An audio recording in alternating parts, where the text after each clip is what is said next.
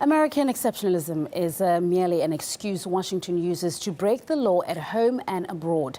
That's what Julian Assange has told RT's show host Eva Gollinger in an exclusive interview. The WikiLeaks founder also sketched out his vision on the future of freedom of information and praised Russia for giving asylum to NSA whistleblower Edward Snowden. In an interview here with Julian Assange, founder of WikiLeaks, here at the Embassy of Ecuador in London, he affirmed that the exceptionalism that Barack Obama, President of the United States, is defending is merely an excuse to be above the law, something used by nations such as the United States with power to subordinate others.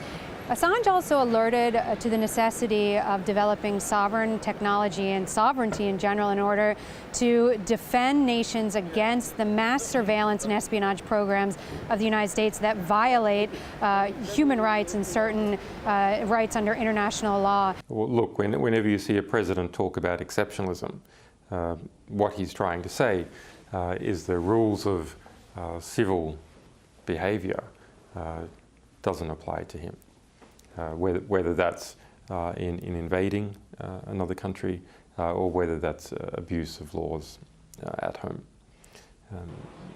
In relation to Barack Obama's use of the Espionage Act against alleged journalistic sources and journalists, that's something new.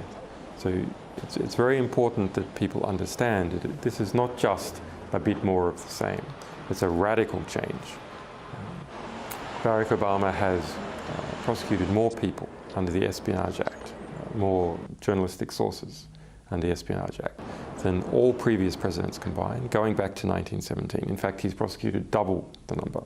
So this is a deliberate, conscious decision by the White House to create a chilling effect using the Espionage Act as opposed to some other mechanism.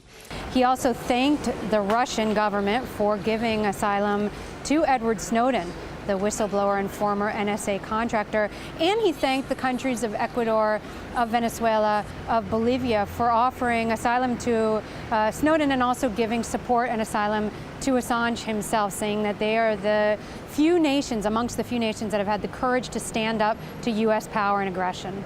In terms of those nations that stepped forward, it was Latin America and Russia.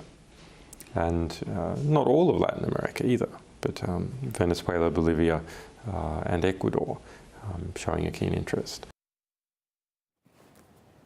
That full interview will be available for you online, so head to rt.com at 11:30 GMT to hear more of what Julian Assange had to say.